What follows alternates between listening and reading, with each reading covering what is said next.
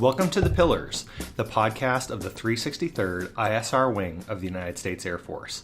I'm Chaplain Jim Bridgham. And I'm Dr. Jerry Walker. On each episode of The Pillars, we find a brief resilience topic so you can practically fix any potential roadblocks you encounter and finish a better wingman, airman, and leader. Today we're here in Las Vegas. We were sent to Nellis to assist our airmen and their dependents as they respond to the immediate aftermath of the Las Vegas mass shooting.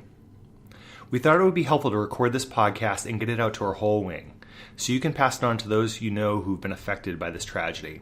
So how should we begin this today, Dr. Walker? Well, I think it's important first to acknowledge that this is a very difficult time for a lot of people, not just those who are here in Las Vegas, but really everybody across the nation who woke up on Monday morning and who heard about this either on the news or on social media or in the paper. And it's never easy to respond, internally when we're faced with a tragedy, especially a mass tragedy of this nature, because very similar to like 9/11, it tends to rock our foundation. We're caught unaware when we didn't see this coming, and it can almost threaten our personal sense of safety and security. But along with that, people are going to react differently. So I think that's one of the first things I want to acknowledge is that maybe people don't react the way that we expect them to, and there's not one straight away method that we should react. But that being said, there are, I think, different levels in terms of people who are affected by this. I like to visualize it like a target. So if you think of like a dartboard, there's different levels, and in the center you got your bullseye. Those, I think, correspond, or that area corresponds best with the people who were directly impacted by the tragedy. So in this particular situation with the mass shooting, those would be the people who were there at the concert, who witnessed things firsthand, who are directly involved in the situation, the immediate aftermath. But a much larger number of folks are going to be in the next outer ring of that target, which is those who are indirectly affected. So maybe they weren't there, but they knew somebody who was there. They had a friend, a family member, maybe a neighbor, an acquaintance, somebody who was present. And so they were concerned for that person, maybe wanted to reach out to them, make sure they're okay, and see if there's a way they could support them. But also at the same time weren't quite sure how to do that. And so they're wrestling with some of their own fear and anxiety as well. And then in the broadest sense, we have our community. And this, we can think of this in terms of our whole Las Vegas community and how they've responded to this situation and how they've come as a city to rally around everybody who was affected. But also, all of us throughout the 363rd ISR wing and really in the larger United States and the United States Air Force. So I think it'd be helpful to talk about it in terms of those three different groups of people, so that way it resonates with all of us. And why we're going to approach it this way is we know not everyone was there, not everyone was indirectly affected, but as our nation, we've all had some kind of impact from this, and we want to give you some skills on how to deal with it, in whether you're in the middle ring or the outer ring. So if you tune in, even if you don't think you're directly or indirectly affected by this, just as part of our community, our wing community, our Air Force community, please tune in for some specific ways that you can contribute. So I'm going to start with the folks who were directly affected. And if you were one of those folks who were there and present for the mass shooting, please know that my heart goes out to you, and both of us have been thinking of you and praying for you. And what we hope to do is to lend you some tools that you can use to help you get through this tough time. One of the first things I like to tell people is that we all react in a variety of ways, and in the immediate aftermath of a situation like this, it's completely normal to have your fight or flight response shoot up from 0 to 100 and for it to actually stay there for a little while. And we've talked about the fight or flight response before, but it's basically like your anxiety and your fear meter. And what that does when it stays elevated for a longer period of time, it can mess with your sleep. It can mess with your appetite, either making you more hungry than normal or completely sapping your appetite altogether. It can make you moody. So some people will get really sad. Some people will get really irritable. It's like you're just dealing with a whole bunch of stress. For those of you who maybe witnessed some people being shot or yourself shot, those memories or those images may stick with you for some time, or you may be constantly reminded of it, or just find them popping into your heads from time to time.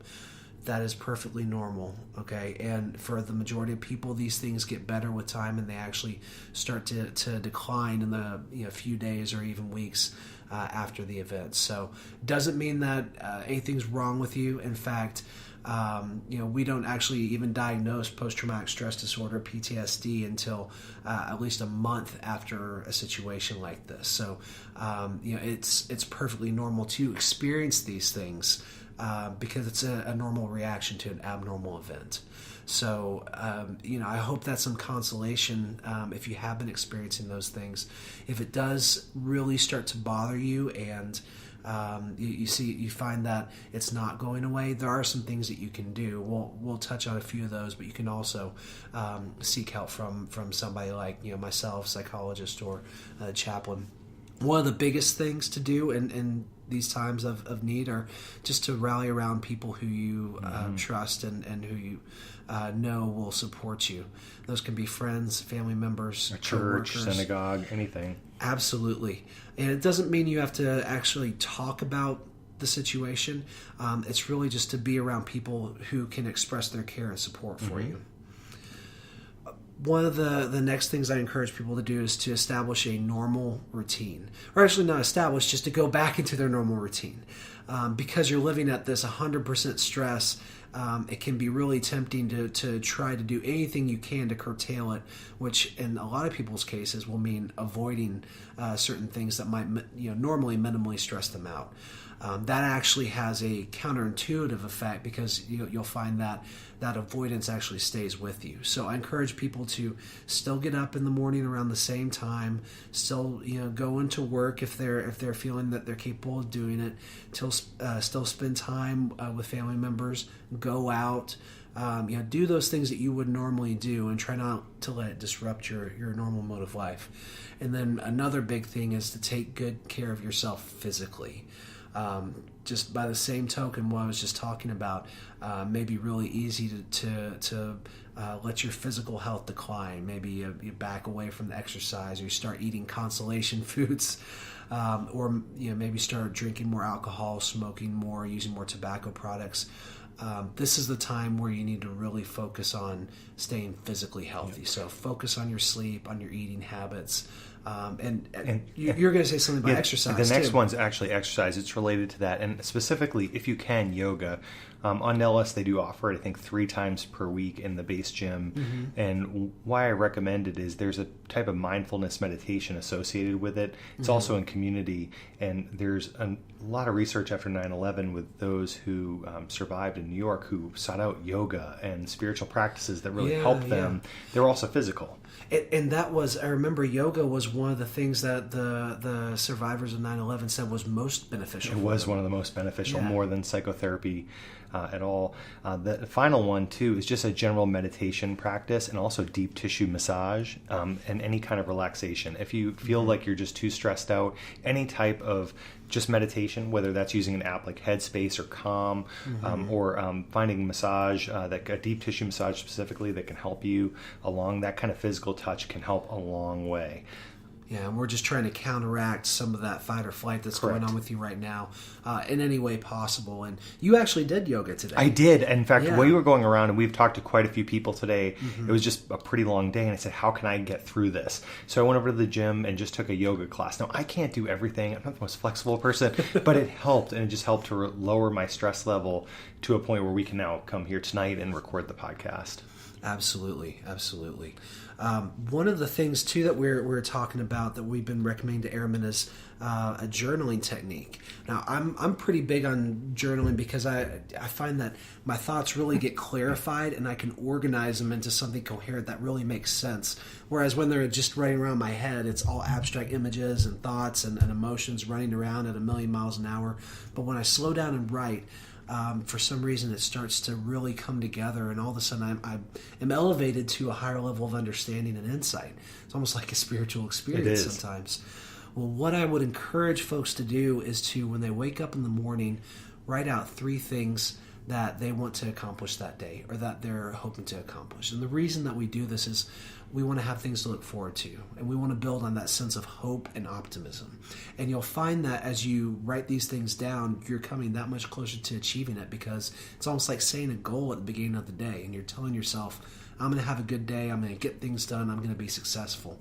And you're setting yourself up for success in that way.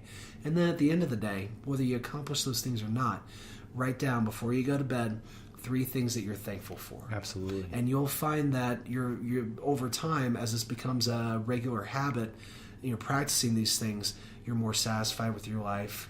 Maybe you're not feeling as sad or depressed as you once did, and maybe you have a better appreciation for all the many blessings that you have in your life. I agree. Okay. So I want to transition now to talking about those folks who are maybe indirectly affected. So, they've got a friend or a loved one who was present at a mass tragedy, and they want to know how to support them. So aside from sharing with them the tools and tips that we just talked about, you can also just simply express support. And we were talking about this earlier today, Chaplain, how a lot of times people don't even take you up on that support. No, they don't. In fact, we went around section to section and said, all you can do with that airman who was indirectly affected or affected, just tell him I'm here for you if you need anything. Yeah. And, give him a handshake, a pat on the back, and it makes a huge difference. And just that, is often enough for some folks. I mean, they may or may not take you up on it, but just knowing that there are people ready at a moment's notice to rally around them can have such a big impact. So, in addition to that, it's important, I think, too, to kind of check in on people periodically, because, maybe in the immediate aftermath, the first few days, folks are still kind of coming to terms with what happened, and they're not quite ready to process it. In fact, for multiple sects of people, we've noticed that they don't actually start to show some signs of maladjustment until several days or even weeks later after the incident. And so, they go along looking like they're perfectly fine, but then all of a sudden they start to crumble. So I'd encourage you, if you do have somebody like that, just kind of check on them from time to time, and try to remain aware of any kind of behavioral changes.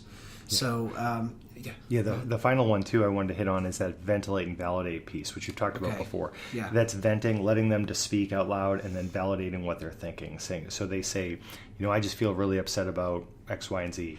You say, well, I hear you're really upset, feeling upset about that, and just validating their experience wherever it's coming from, normalizing it. But I call this the light pole theory. Like if you function nothing else but as a light pole. In other words, the person comes and speaks to a light pole. The light pole obviously can't respond. It's an inanimate object. It just provides light. Just be that light pole and just listen to the person speak and just be present for them.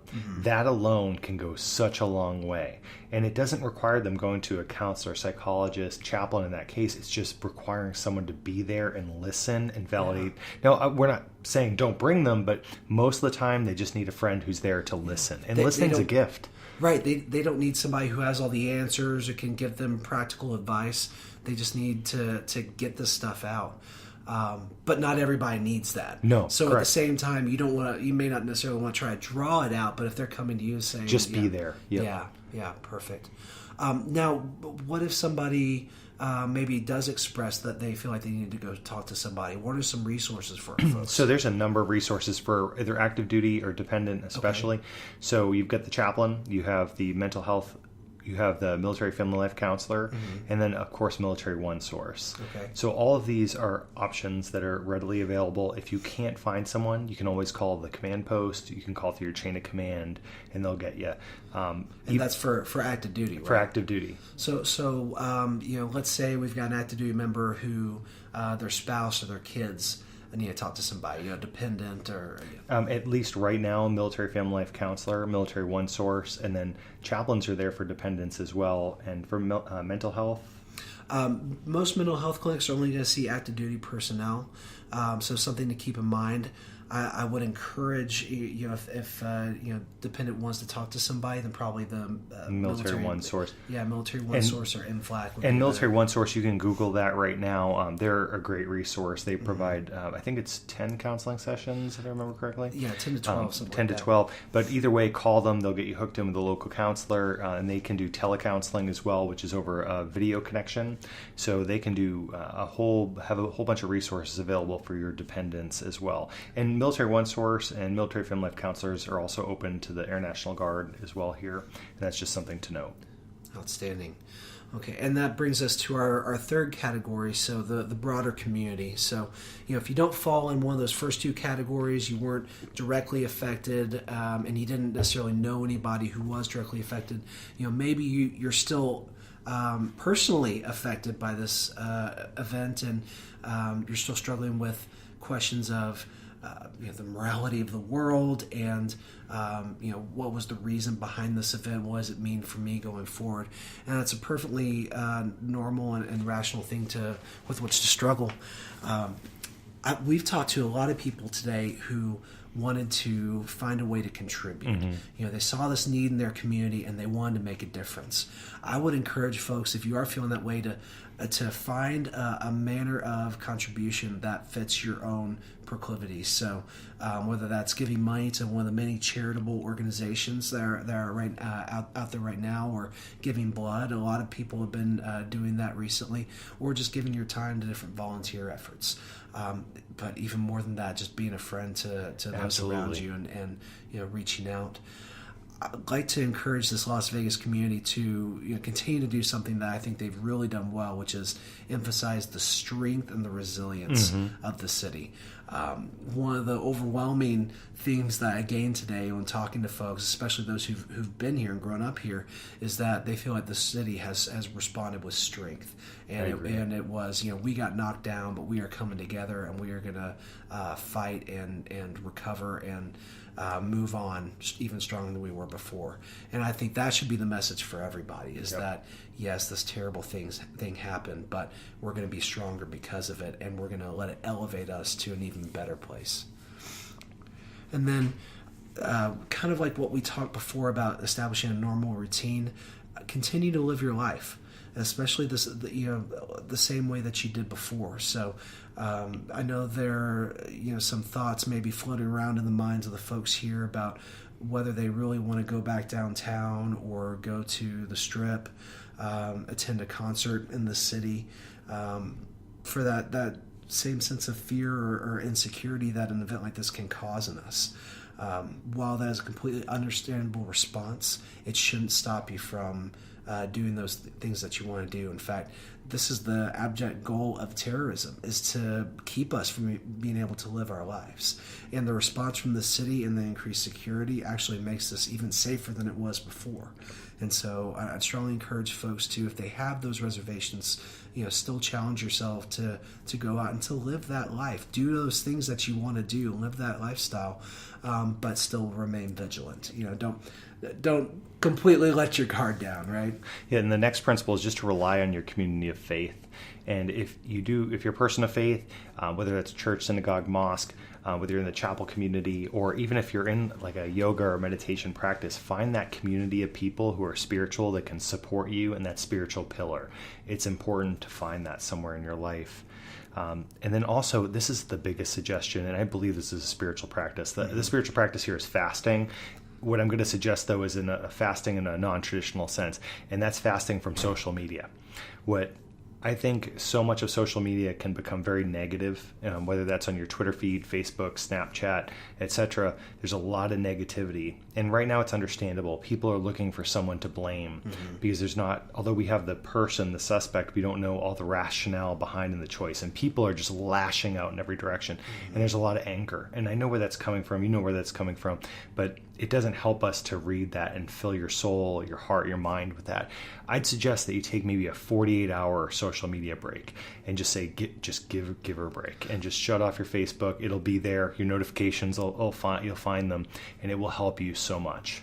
And same thing with the news too, especially for those folks here in Las Vegas. Seems to be the main story that's dominating the news cycle right now. Absolutely. So, and you'll be able to catch up on it in 2 days, I promise, and they'll have a lot more data.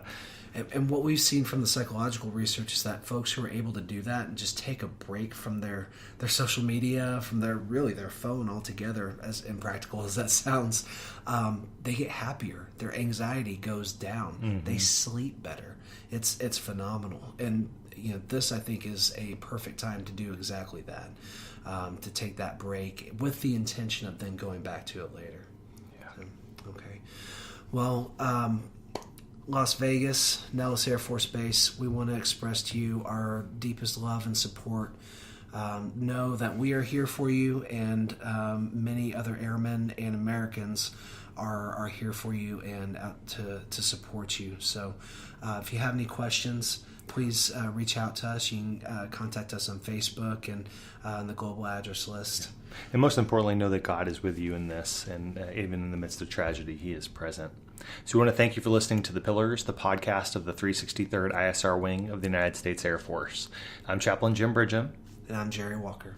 Until next time, if you need us, again, reach out to us on the global address list or Facebook, and we just thank you for what you do and know that we're praying for you and we're here with you.